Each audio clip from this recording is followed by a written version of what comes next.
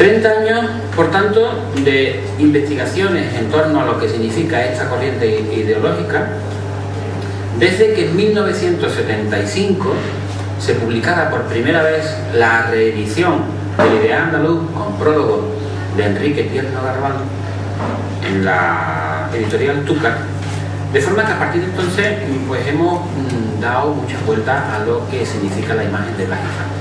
Nosotros, cuando llegamos a nuestra transición, pues también porque teníamos necesidad de tener o descubrir en nuestra historia un personaje pues parecido, salvando las distancias, a Sabino Arana, Compain, Maciao, el propio Castelao, pero también porque el personaje lo merecía.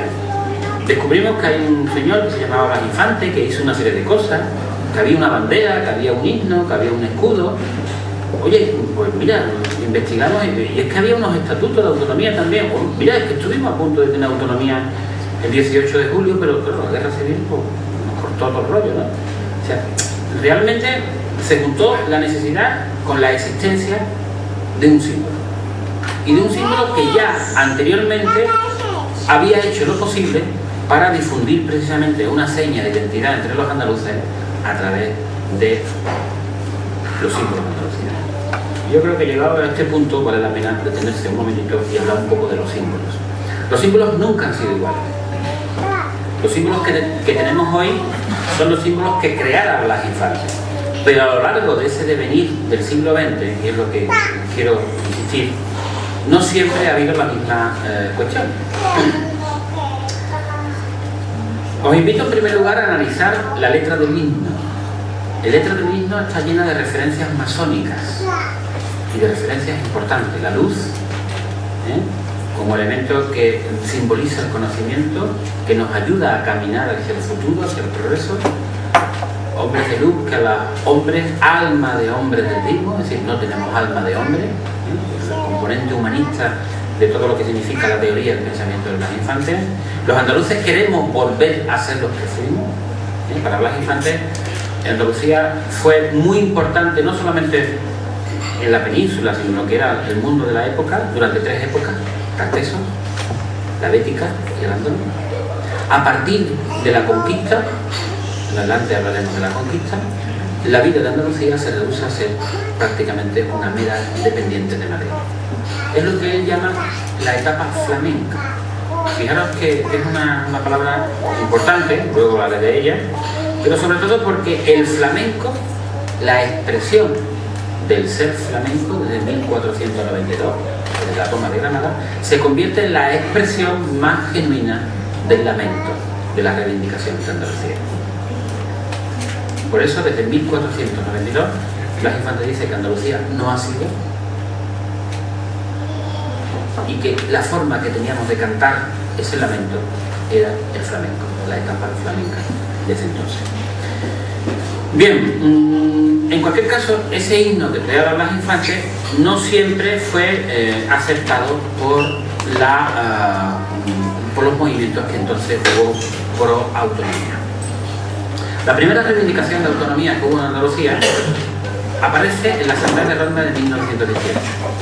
En 1918 los centros andaluces, que ya empiezan a crearse por toda Andalucía, Madrid, Barcelona y algunos países de América Latina, pues se reúnen en Ronda para intentar fijar un programa común, un programa reivindicativo, y a partir de ahí intentan, con distinto éxito, crear unos símbolos.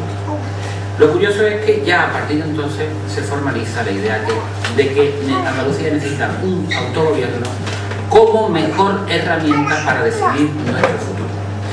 Uno de los principales empeños de Blas Infante no es que venga una clase política a resolvernos las castañas, sino que sean los propios andaluces protagonistas de su futuro.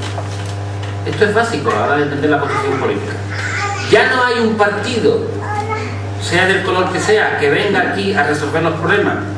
Ya somos los propios andaluces los que estamos invitados a resolverlos, porque entre otras cosas tenemos una común necesidad por encima de ideología y por encima de circunstancias.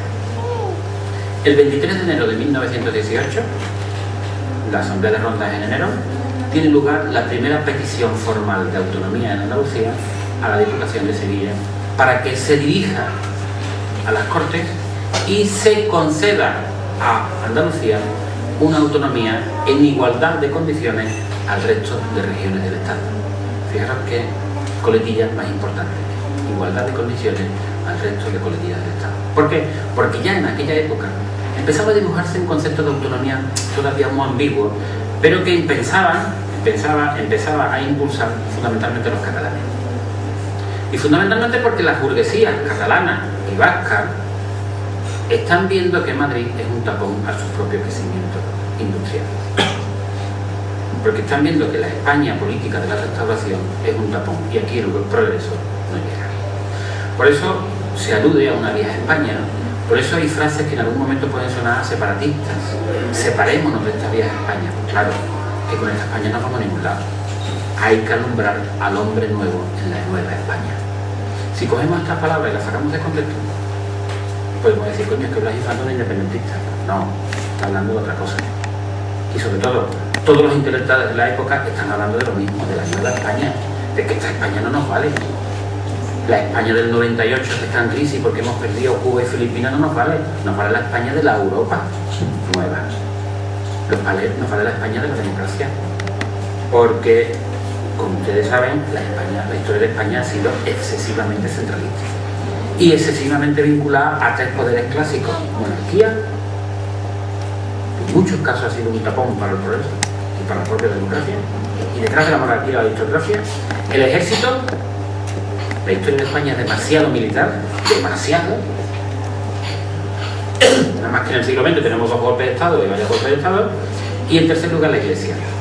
No la religión en el sentido plural, sino la